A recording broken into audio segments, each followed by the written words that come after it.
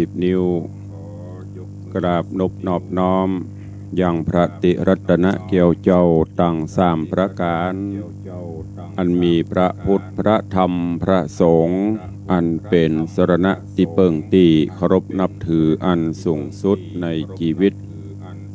ขอกราบคารวะแตบไต้ไวยสาปุญญาปารมีธรรมพระเดชพระคุณหลวงปู่พระเทพโกศลที่ปรึกษาเจ้าคณะภาค7เจ้าอาวาสวัดศรีโสดาพระอารามหลวงตำบลสุเทพอำเภอเมืองจังหวัดเชียงใหม่พระเดชพระคุณหลวงป่อท่านเจ้าคุณพระเทพปริยัติเจ้าคณะจังหวัดเชียงใหม่เจ้าอาวาสวัด7 ยอดพระอารามหลวงตำบลช้างเผือกอำเภอเมืองจังหวัดเชียงใหม่พระมหาเถรานุเถระเจ้าคณะพระสังฆาธิการภิกขุสงฆ์สามเณรจุตนจุองค์ด้วยความเคารพขอเจริญสุขเจริญปอนปอออกไม่ออกศรัทธานาบุญติ่นจองห้องวัดจุหนุ่มเท่าใจยิงก็ขอน้อมต้อนรับทุกท่านเข้าสู่รายการมรดกธรรมกำเมือง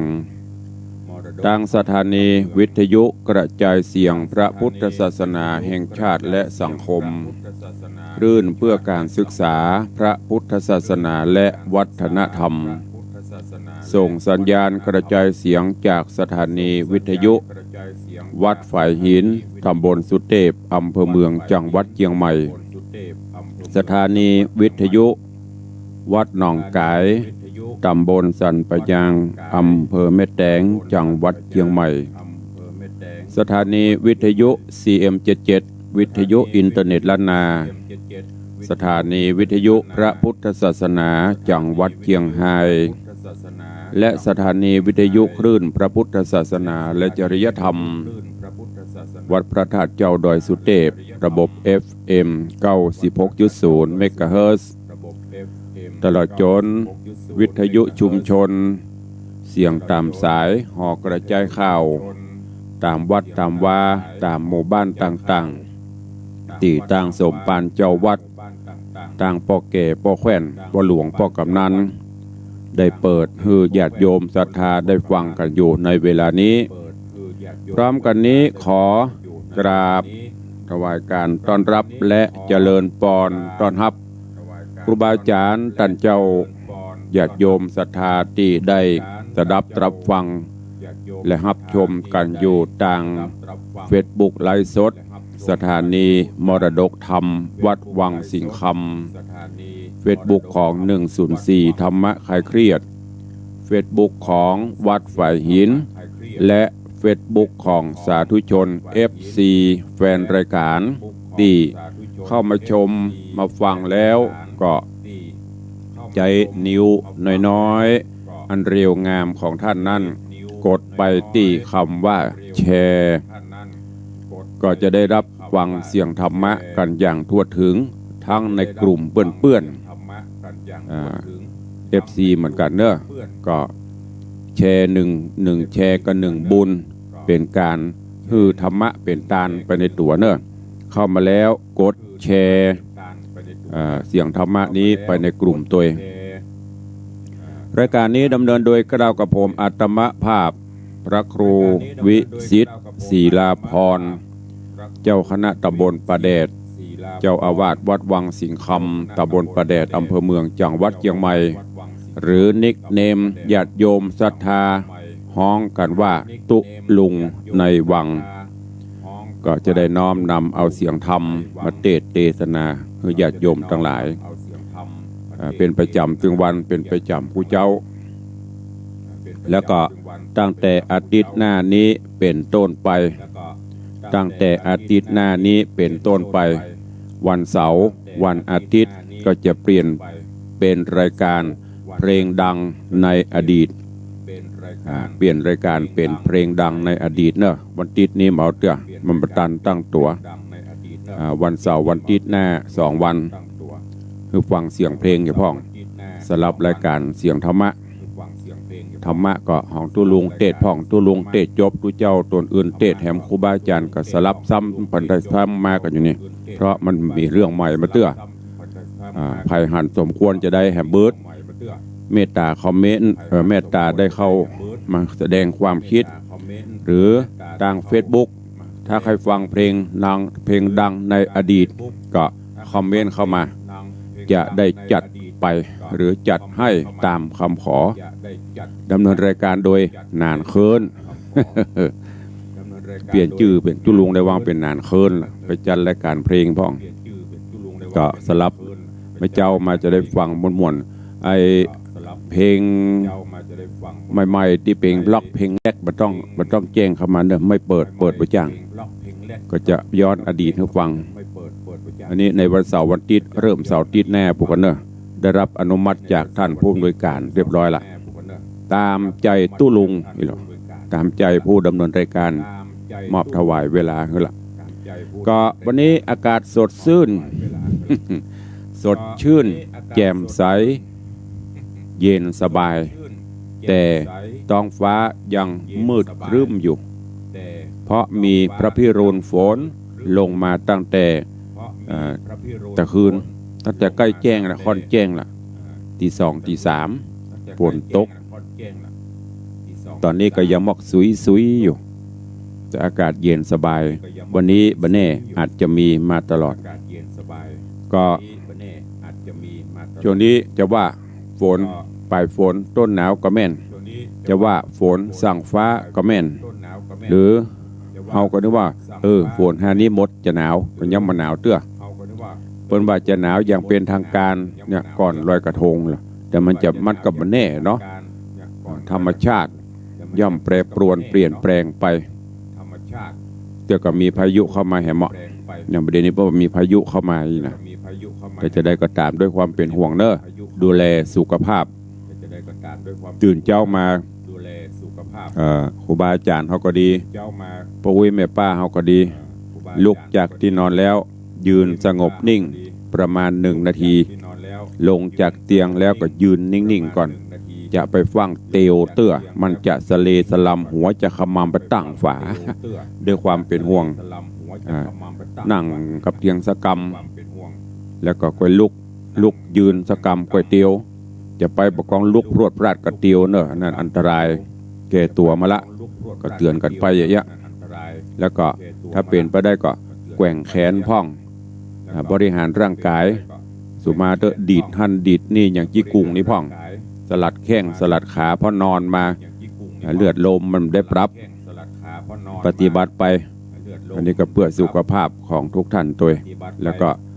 ที่ห่วงแถมมาเนื่องก็คือพี่โควิดกลายพันธุ์กันไปเปลี่ยนแปลงกันไปเรื่อยๆตอนนี้ก็มาแหมอย่างเดียวตาพัดเดียวตาแพทอย่างโบเปลี่ยนไปเรื่อยๆก็พยายามดูแลเนอะตอนนี้เชียงใหม่เขาลุดโผไปละลุดโผเมืองท่องเที่ยวไปละจากที่5 จังหวัดนำร่องเชียงใหม่ปรากฏว่าแดงเข้มก็เลยลุดโผไปละโดยเฉพาะตำกาดตำลีตำโรงงานตำตรอกซอกซอยประเดี๋ยวมันไปหมดเนอะอย่างที่ตุลุงบอกแม้แต่ตำบลประแดดก็มีตำบลไหนก็มีอำเภอใดๆกับปโตเอาวัดที่แดนไก่ๆมันจะมีมันเข้าไปหมดเนอะประเดี๋ยวนะก็ไปหันไปนี่ก็จะไปละไปลืมสวมใส่หน้ากากกันเนอะที่เตือนตึงวันก็ด้วยความเป็นห่วงนั่นแหละกลัวเขาพลาดพังเผลอถ้าติดขึ้นมาอย่างประเด็นนี้สมัยอินดูคนเฒ่าคนแก่เนาะมันแบบเว้นแบบไว้นะมันอินดูคนเฒ่าไปมันบ้านนะบ้านสถานสงเคราะห์คนชราบ้านธรรมปกรณ์ติดตามข่าวสารเข้าไปละจะเป็น40-50 ท่านเป็นผู้สูงวัยทั้งนั้นเข้าไปอยู่แล้วก็การรักษามันจะยากนี่ก็ด้วยความเป็นห่วงเนอะก่อนที่จะได้ฟังน้ำฟังธรรมตักตายกันตังหน้าเฟซกันก่อนเนาะเดี๋ยวก็ค่อยมาฟังกันตังพี่น้องที่ฟังตังสถานีวิทยุก็ตักตายกันเจริญปอนต้อนรับโยมปเลี้ยงธนวัฒน์แม่เลี้ยงทัดพิชาสุสิงคำเนอะแล้วก็ท่านเจ้าสิทธิชัยอินทวันโนกำลังเข้ามาติดตามรับชมรับฟังข ขอกราบถวายการต้อนรับท่านเจ้าจามพระครูสถิตเจติยรักษ์กราบไหว้สาเหมือนเดียวกันนะครับเนอะไหว้สายำเจ้าเจริญปอนยมพี่จัญญาฟองซักน้อมกราบไหว้สาเจ้าเจริญปอนปเลี้ยงธนวัฒน์บวกกราบไหว้สาท่านพระครูนักพัฒนาดีเด่นบอยู่บย่างได้ฟังเพลงเก่าฝนตกเหมือนจะได้ออกไปต่งไปนาสบายสบายยำเจ้า ย้อนอดีตปเลี้ยงฟังแล้วมันม่วนดีเอาฟังแล้วนึกถึงโอ้มันไม่ใช่ไปอย่างเดียวนะนึกถึงพ่อถึงแม่นึกถึงบรรยากาศเก่าๆย้อนหลังสมัยเมื่อไปโต่งปนาอย่างปเลี้ยงวันจุงควายไปกลางโต่งวิทยุเททานินสปายโอ้มันก็มีความสุขไปแหมแบบเนาะแต่ประเดี๋ยวยังเอาไปแย่อันกับไหวแฮมะเพราะมันมาผ่านมาอีอันนี้ก็ขอบคุณกับทางปเลี้ยงธนวัฒน์ด้วยเจริญปอนยมบาลีอินทกุลกราบไหว้สาเจ้าเจริญปอนเนอร์ยายเพลินเพื่อนเกษตรแล้วก็พี่นันจรันปิยะจันทร์สาธุตุลุงเจ้านี้ฝนตกหนักขนาดเหมือนเดียวกันเนอะพี่นันคงจะทั่วคงจะไปทั่วหมดฝนตกนี่นะก็อย่างที่บอกตะเกียเป็นห่วงดูแลสุขภาพกันตัวเองแล้วก็วันที่4ก็จะเป็นวันแฮปปี้เบิร์ธเดย์พี่นันพี่นันก็เป็นผู้อุปถัมภ์วัดวังสิงคำแถมท่านหนึ่งเนอะโดยเฉพาะทางไฟฟ้าแสงสว่างนี่โอ้มาก่อนไฟปูชาพระธาตุเจ้าเอ่ยไฟราวติดสะพานติดขัวเอ่ยประดับตกแต่งพี่นันก็จะสรรสร้างแปลงมาฮื้อในตอนนี้ก็วันที่4วันครบรอบวันเกิดพี่นันบอกรับปวารณาจะมาเปลี่ยนหลอดไฟที่ศาลาบำเพ็ญบุญศาลาใหญ่ทั้งหมดถึง2 จันทร์3 จันทร์มีกี่หลอด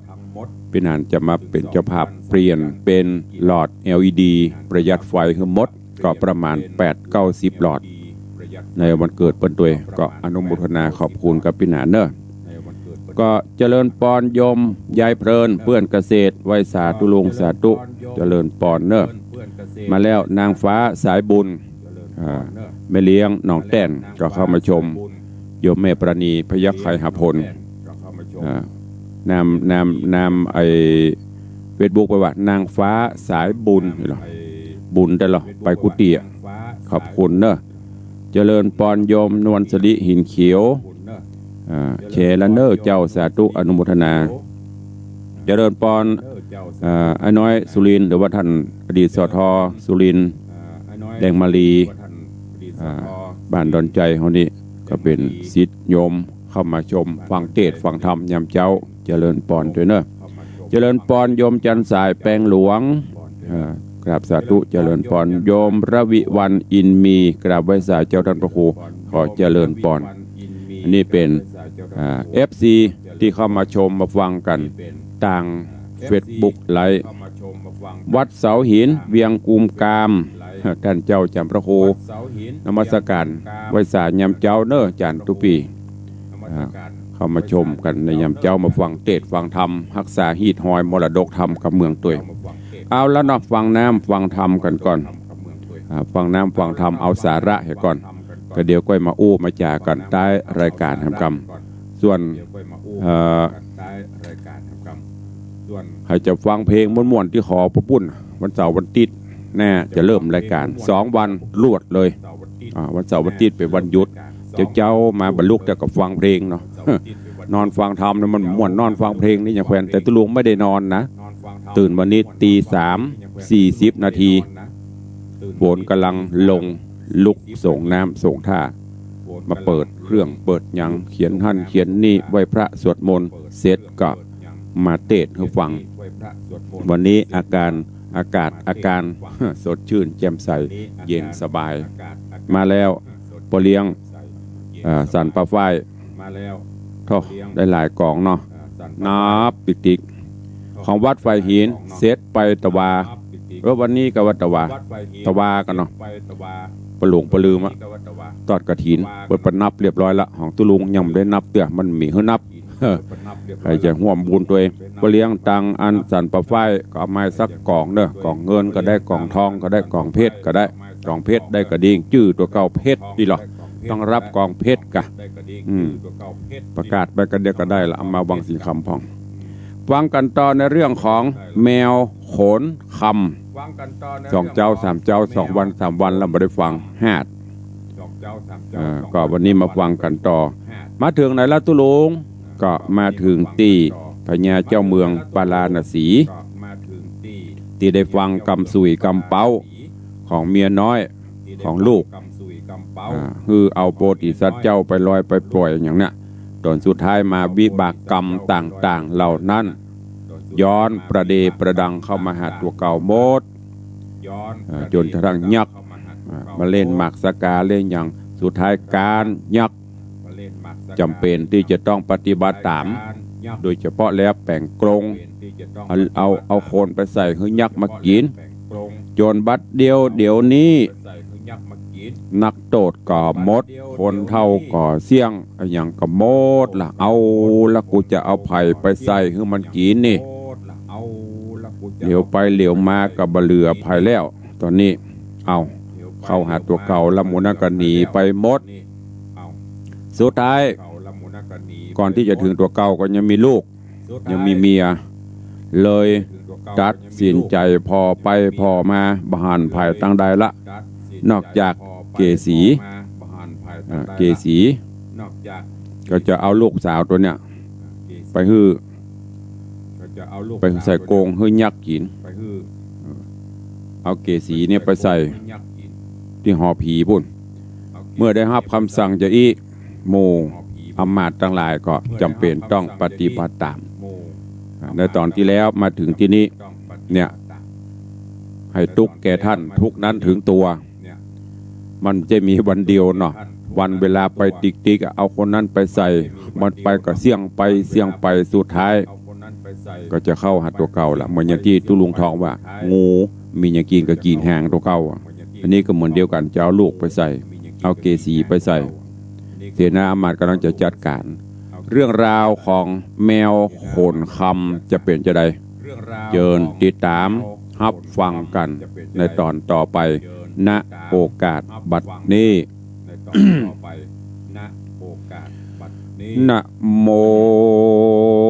ตัสสะภะคะวะโตอะระหะโตสัมมาสัมพุทธัสสะสัทธโวฟังลาโสตุจนะสัพพุริสะตังลายตั้งยิงและใจม้วนโมติได้ปากันอยู่ทอมทาดาฟังยังรัศธรรมเทศนาแมวโขนคำลำดับมาแถมแล้วเราขอเชิญม้วนโมศรัทธาหนุ่มเท่าจุงตั้งจิตใจเราทอมทาดาฟังต่อไปนานี่แหละนาตาน้อยกาดละนันเล่านางบาปเศร้าภากิญาอยู่พังกะภาษาดได้ยินถอยว่าถึงหูว่าจักเอาบุญจูลูกน้อยน้ำจื่นจอยเกสีไปใส่หอผีผูกเจ้าเฮยักเท่ากลุ่มพันนางมีใจตันอีบแน่นอกเด่นเล่นเป็นสายน้ำตายายย้อยหยาดให้ฝ่าฟาดเจ็ดน้ำตาริร่ำจากล่าวถอยมีบอดน้อยหลายประการว่าบาปสังผ่านตอบใส่คือได้ให้เครื่องขีมโลกเกสีหนอดเนาวันผูกเจ้ายามไงเสนาหลายพวกน้อยจักเอายอดซอยไปสู่ยังที่อยู่หอผีเจ้าปุริตนป้อสั่งบอกกึดพอเหยาวไกลลูกใส่ใจเตะใส่ป้อยบ่ไว้จักเอาสั่งมัวเมาลำตีบอกกึดทีหันโหนจุมหมู่คนมวนหมู่หันมีอยู่ลำลาย ดังยิ่งใจหนุ่มเท่าสังบ่เอาเข้าไปหาหือยักขาบาปใบกินเลี้ยงใส่ตัวมันปอยมาพันเอาลูกกึดบ่ถูกตามกองนางรีปองร่ำให้อยู่จะใจนำหนาแล้วไกลกลาบ่จ้าไปหาเจ้าฟ้าปุรีจากำดีโอกาสอภิวาทพุนสามว่าข้าแด่มหาราชเจ้าโดนเป็นปิ่นเกลาผัวควันขอได้ปั่นปลงปล่อยยังลูกน้อยยิ่งเดียวอย่ากึดเหลวมักไฟเอาลูกไปใส่หอผีหือยักดงรีบาปใบของงดไว้วางปล่อยหือลูกน้อยขึ้นมาแดดเตอะนาตังสุตวาในกาละนอนใส่เต่ายศใหญ่ที่ราชฟังโอกาสใครจะอันนางพากิญญามากล่าวเต้าซ้ำโคดแห้วปานไฟจะกำไปห้องด่าว่าสูอย่ามาว่าปอสองกันกูป่องกล่าวอูก็ยอมหูขี้แยมว่ากูนี่นาเป็นเต้าผาแผ่นดาวปาราณสีอาจยามีนักใหญ่กันตกใส่ตัวภัยหือได้ไข่กล่าวแล้วบอกกลาดเกลียวขึ้นมาอุปมากล่าวถอยดังคนใหญ่น้อยยิงใจถมน้ำลายขึ้นฟ้าตกลงหน้าแดนดินบอกเก็บมากินแถมเหล่ากูเต้าเจ้าหอใจก็อุปมาดังอ่านแม่นนางเจียงจันสอบอจักวอนขอจะใจย่อมือใบอันจุลีเต้าปาลานาสีบาปกระก็สัมมาดาพระพายว่าเมืองสั่งจะหลายมาปากย่อยจักฮือพวกน้อยใจไฟเอาเมืองไปลาบสาฮือความนาเป็นผีเมืองจุงหนีอยากไกลฮือกูได้เล็งหานดาวห่อจันยศอาจไล่นางนาดบาปนานางภักกิญญานอนเนาตุกไม่เอาถนัดใจขะนิ่งในไฟห้อยว่าสั่งแม่ตุกต่ำก็เครื่องขี่กำได้มีจัดนี้ได้มาจี้จักลากคือลำบากเข็นใจเวรกรรมได้คืนครอบสะยองตอบตัวตันฮือได้หันแจ้งทีบอบมีที่สังกาก่อนเกยได้จะสนสอใครจะล่อพรางอามเธอเต้าหอกคำยศใหญ่เอาลูกใส่แปรไหลกำจังไหลหาวหาดบนล่างปาดตัวตันนางกึดพันไปไขว้ริร่ำให้ใครจะว่าแม่นบุญนะดอดเดาได้ไปเข้าหอผีขอบุญมีช่วยกรรมเหือล่วงลำอนตะไรอย่าได้ตายมวยมอดขอชีวิตรอดคืนมานางก็มาจะรำให้แล้วอดเดียวไต่ไปสู่ยังตีอยู่นางเกษีก็มีหันและนาก่อนว่านางมาหลอดแล้วนางนอกเกียวเกษีก็อันจุลีกลมกล่าวไว้ซึ่งแม่เจ้ามารดามีน้ำตาอาบย้อยให้สะซอยจอมกันแล้วไข่ปันโอกาสว่ากรรมมาปาดถึงตัว ตกแล้วหวานร้อนให้บ่เบนไว้สันใดจริงตัดใจตายขาดจริงตัดใจตายขาดหือยักหาวหาดมันกินสมอาจินมันแล้วขอแม่แก้วมันดาอย่าโศการ้องไห้เป็นตุกโศกไม่มองผ่านแม่นให้หลายบ่เหือดตาเป็นเลือดแดงแปงเจ้าไงแดงบ่พรก็บ่หอนหันสายบ่มีผ่ามาช่วยได้กำแต่ไทยปังหลังมาปะปังตอบสาย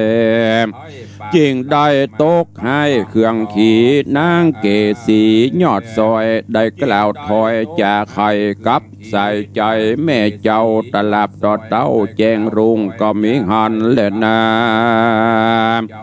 ปุณณติวะเสกันรอดวันลุนแจงรุ่งอาทิตย์ปุ้งเรื่องไรเสนาในหนุ่มเท่าอันเต้าเจ้าปาราณสีอาจยามีเต่งหนีบเขาก็รีบฟังเฝ้ามาสู่ดาวหอจันแล้วป้ากันกลมเกลาไว้เต้าเจ้าปุรีเต้าปาราณสีโยดอาจก็เฮอเจ้าใจญราชกุมารนำเสนาหานอ่านร้อยเอานางยอดซอยเกสีไปใส่หอผีบ่จากเงยยักบาปกลาดงดาเจ้าบาปหานใจญราชป่าเสนาอาจภายพันรอดหอจันเกี้ยวกูเสนาหมู่ใจหานก็นามันสาการก้มเกลาไว้นางนอนเนาเกสีจากำดีกล่าวจีหือนางหูทีขี้ยามว่าวันนี้นาตู่ขาอาจยากลามาเต่งหัวฮือเอาตัวนั่งนาดจากผาสัตว์ห่อคำไปสู่ห่อดำมืดซะเอาดังเต้าเจ้าห่อใจใดจะขายว่าไว้ขอนางนาไทยบุญหนาอย่าโกธาโคตรกลาหือหมู่คาตั้งลายอาจยาบหมายเต่งหนีบกันบ่รีบมาเอาโตดบ่เบานักใหญ่มาตกใส่ถึงตัวจักตัดหัวผู้ฆ่าตายความนาจอมกันขอ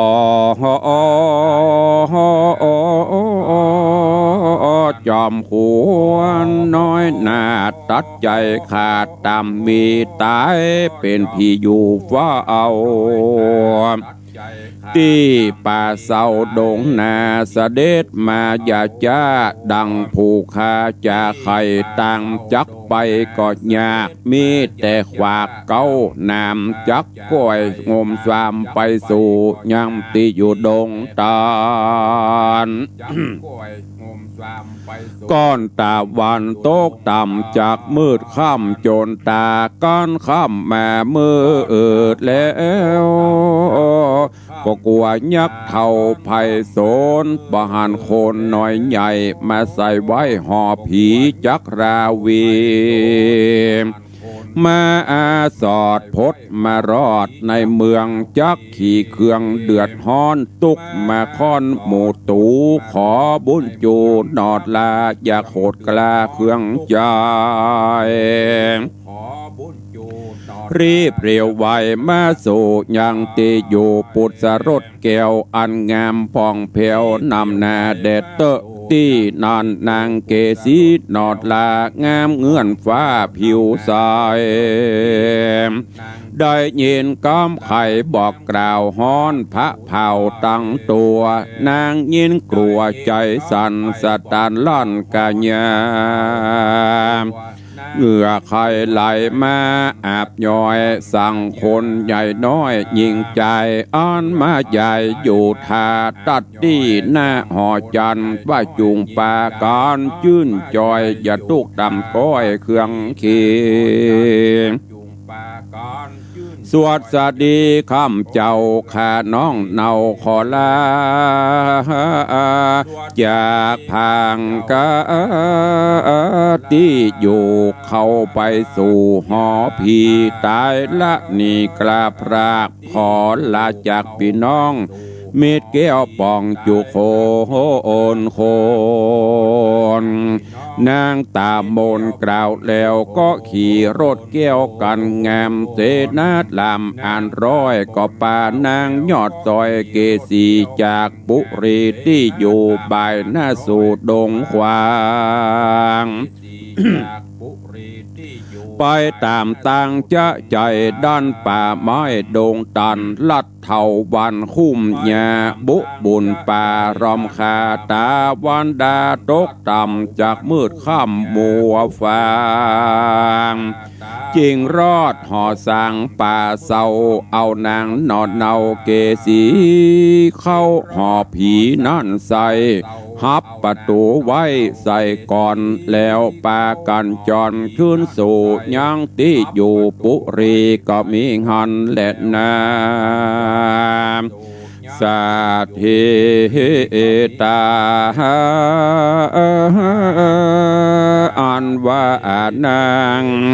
ลาจัดหิดาน้อยอ่อนงามจะจรเกสีเจ้า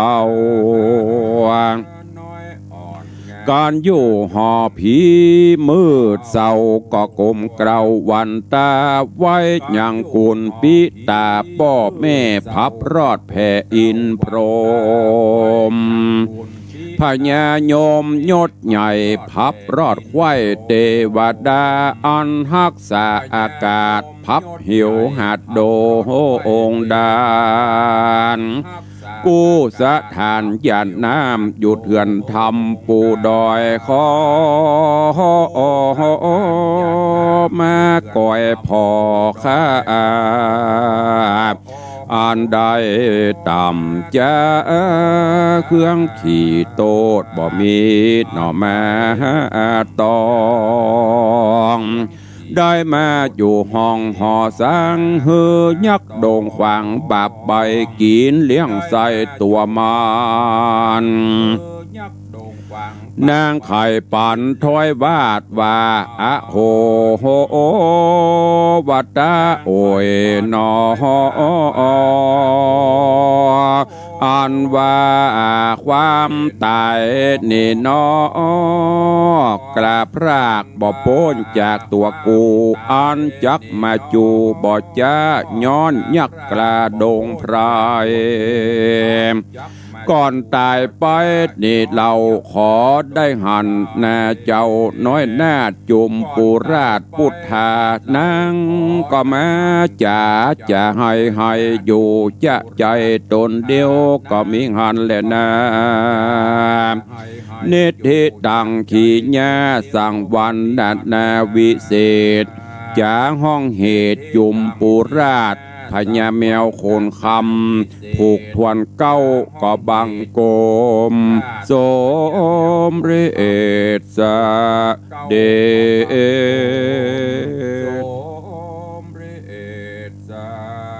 จบไปแถม1 ตอน1 ผูกแมวโคนคำผูกทวนตีเก้าจบปริปุณนังไปก้อยติดตามฟังกันไปก็วันนี้เรื่องราวในตอนนี้ก็มาถึงที่เมืองปาราณสี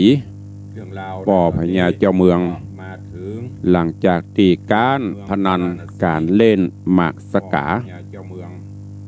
กับยักษ์ที่แถลงเปตมาสุดท้ายต้องปฏิบัติตามกรรมที่ตกลงกันไว้ยักษ์ขอฮือพญาเจ้าเมืองปาราณสีเนี่ยเอาโคนไปใส่หอใส่กรงแล้วก็ถึงเวลายักษ์ก็จะมากินวันละคน จนบัดนี้ในบ้านในเมืองโล่งลึงโล่งเหมือนอย่างโควิดมานี่ถนนหนทางโล่งลึง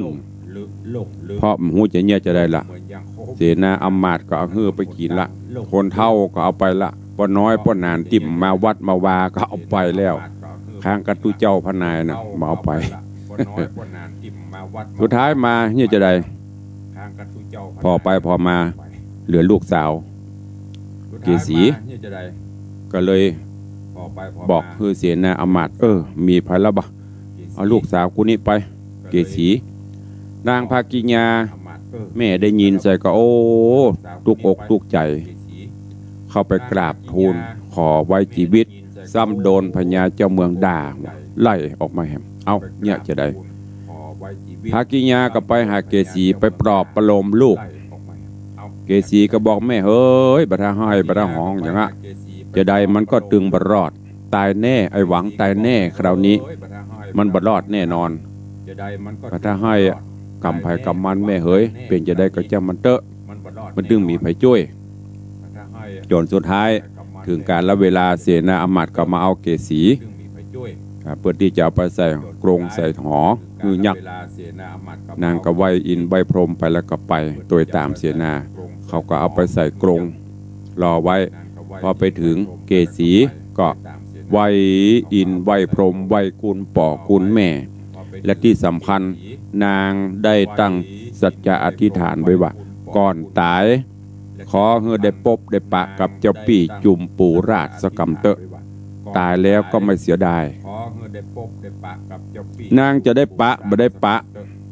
ก็ให้ติดตามฟังตอนต่อไปญาติโยมอาจจะงงโหประตานหูจักกันบ่ได้ตอนที่แมวลักปิกไปแอบบ้านนั้นที่เกษีฝากของต่างๆไปฮื้อจุมปูราชเพราะเมื่อก่อนละอ่อนถึงหูจักกันอยู่อย่างเฮาอย่างกันเนาะอีดูฝากเข้าฝากของใจไปฮื้อเพราะเปิ้นเป็นกู้บุญบารมีกันมาก่อนส่วนภากิญาแม่ตัวเก่าให้จิตใจบาปเศร้ายุโยงปลุกปั่นให้เรื่องเสียราวต่างๆเรื่องราวของแมวโขนคำจะเป็นจะได้ก้อยติดตามฟังกันในตอนต่อไปเนอะอันเนี้ยเรื่องราวสาระนี้ญาติโยมทั้งหลายก็การอยู่ร่วมกันบ่ต้องไปใส่โตดบ่ต้องไปใส่ความบ่ต้องไปอิจฉาตาห้อนกันอยู่ก้อยกันปัจจยะเมื่อมีลมก็ต้องมีเรื่องที่จะต้องทำหน้าที่ใครหน้าที่มันตัวไผตัวมันไปบ่ต้องไปแก่งแย่งจริงดีไผหิไปตะใดได้ตะใดเขาก็ปฏิบัติใจไปตามนั้น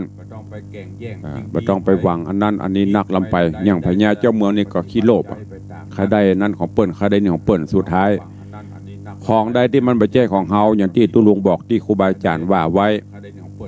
ไหวคว้างให้ตึกมันตึงบ่ได้ไอ้อย่างที่มันเป็นของเฮาอยู่บ่ได้มันก็ตึกตัวมาหาแต่ทั้งนี้ทั้งนั้นเฮาก็ต้องมีศีลมีธรรมต้องปฏิบัติศีลธรรมกรรมฐานสร้างกุศลคุณงามความดีไม่ใช่งอตีนงอมือขอกระบุญบารมีอย่างเดียวก็ใช้ไม่ได้อย่างที่เคยบอกนะตุลุงเป็นเอาคาถาไม่ออกให้โรยกาเอาคาถานี่ไปต้องเนอะคาถานี่ชื่อว่าหยังหัวใจเสียถีว่าจะได้พ่องอุอากะสะมันต้องเนอะนะไม่ออกไปเหี่ยกับบัญญัติหยังนั่งนอนกับอุอากะสะอุอากะสะต้องไปกะเอาเจือนเขี้ยวล่มมันก็ตึงบรอยเปิ้นมีความหมายของเปิ้นก็คือพยายามมันอุทานสัมปทาแสวงหาอรักขาสัมปทาได้มารักษาไว้เนี่ยมันกินมันตานไปแบ่งเป็นส่วนเปิ้นก็สอนก็บอกแต่ว่าบางท่านก็ฟังเข้าหูซ้ายออกหูขวาเฮาบ่มาปฏิบัติประโยชนะมันก็เลยบ่บังเกิดพอบ่บังเกิดก็มาโตดฟังกรรมทำกินพริกดำกับข้าวฟังกรรมกินเหล้ากินลาบถึงวันหา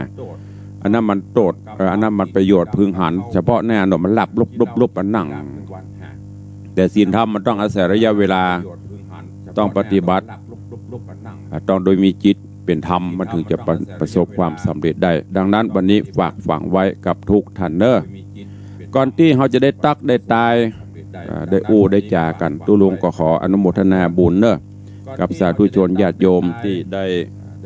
ร่วมโมทนาบุญกฐินสามัคคีของวัดวังสิงคำที่ได้บอกบุญญาติโยมศรัทธาเฮาเป็นประจำตึงวันกูคลื่นไม่ว่าจะเป็นคลื่น96ไม่ว่าจะเป็นคลื่นของทาง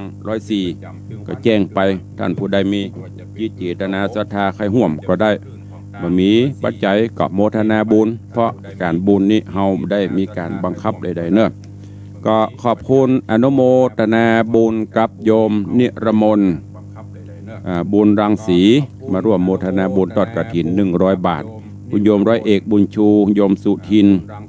นิยมร่วมทำบุญกฐิน300 บาทพลกมลทองดวงร่วมโมทนาบุญ100 บาทนี่ก็ขอขอบคุณอนุโมทนาบุญตัวเองแล้วก็มีท่านผู้ร่วมปูจาโกมอันนี้เป็นโกมเดือนยี่เปงลวดไปเผียปีใหม่ลวดไปเผียปุ่นตุลุงต้องบอกแขวนไว้ตลอดบูชาครั้งเดียวจะได้ประมาณ 3-4 งานไม่ใช่แล้วเดือนยี่แล้วเขาลื้อนะจนมันหมองปุ้นเพอกับปีใหม่เมืองปุ้นบุขอบคุณกับโยมพ่อขาวแม่สุขชุ่มพระวงศ์รวมเป็นเจ้าภาพมา2 แก่นแม่แดงคำเรืองเกียรติยอด2 แก่นอันนี้ต่อจากวันก่อนที่แม่ครูเหรียญทองเขาร่วมมาก็ขอบคุณอนุโมทนาบุญตัวเองแล้วก็ขอบคุณผู้ร่วมบุญกฐินต่อจากตะวาก็มีโยมพ่อขาวแม่สุขชุ่มพระวงศ์พร้อมลูกหลานร่วมโมทนาบุญมาบ้านแม่ร่องน้อยอุโมงค์ละปูนนะ200 บาทแม่สุนีกองบุญ200 บาทนางสาวจรินทิพย์แสงสว่าง100 บาทโยมทักษพรวงจันตา100 บาทโยมแม่ดวงมาลัยปัญโยร่วมทำบุญ100 บาทโยมแม่ดวงมาลัยปัญโยโยมทักษพรวงจันตา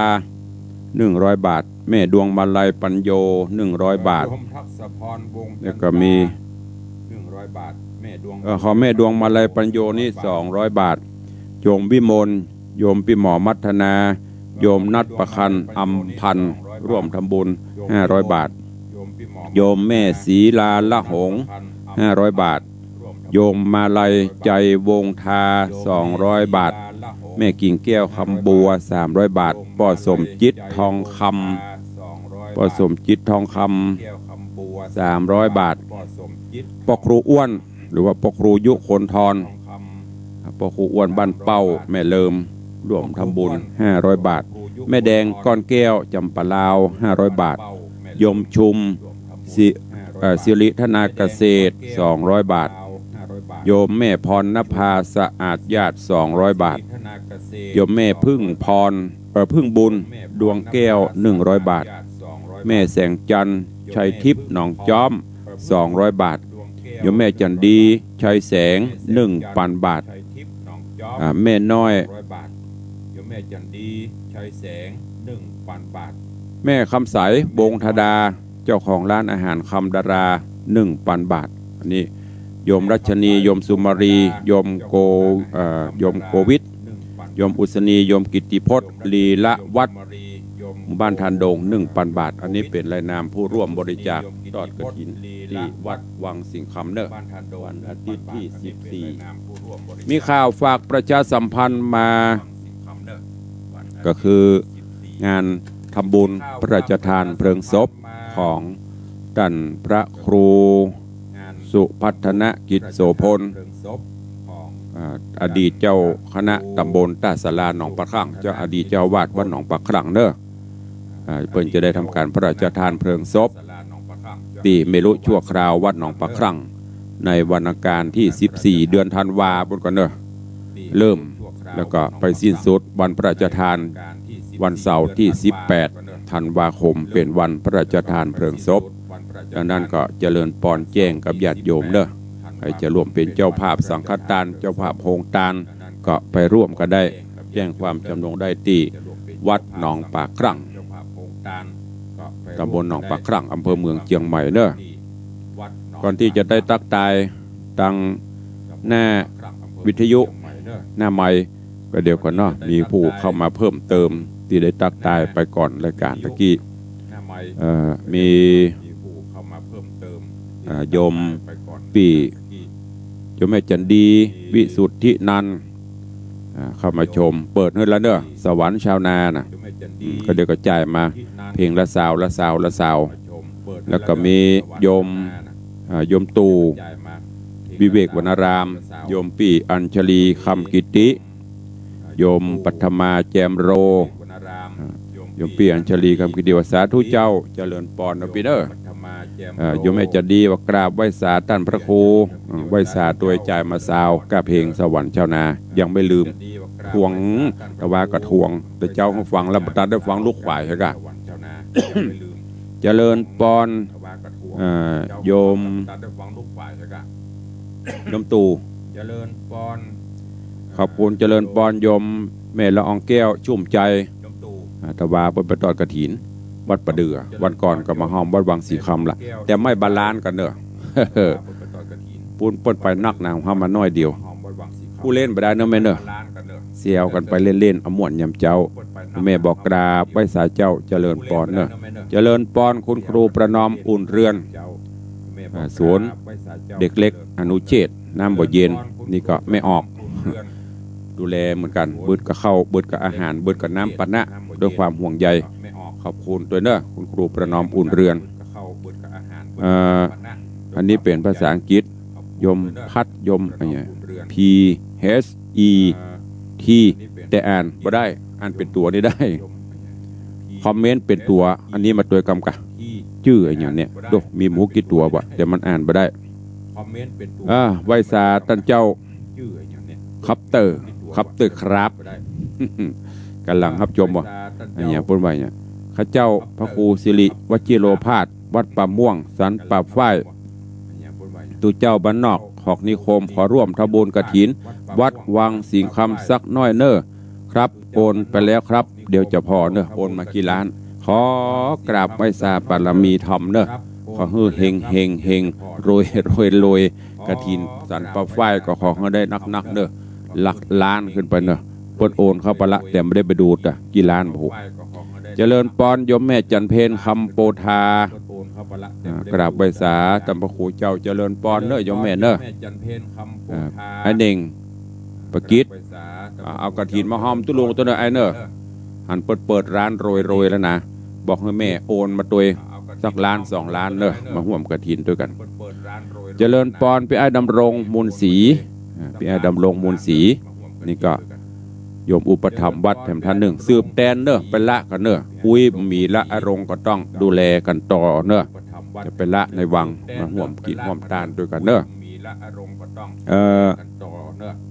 โยมอัมพลระตากำลังรับชมอยู่อันนี้จากทางเฟซบุ๊กเอาต่อไปก็โยมอัมพลระตากำลังรับชมอยู่อันนี้จากโทรศัพท์ตกต่อไปจากหน้าไมค์ต่างบ้านต่างจองเข้ามา0817836540สายแรกจะมาจากที่ไหนเอ่ยซื้อหวยได้ถูกแล้วนะจุ่มโป้นบัตันไม่นางเดียวเจริญปอนนมัสการฮะฟังอยู่เด้อตึงหูบ่ฟังถ้าบ่ฟังกินข้าวงายบะล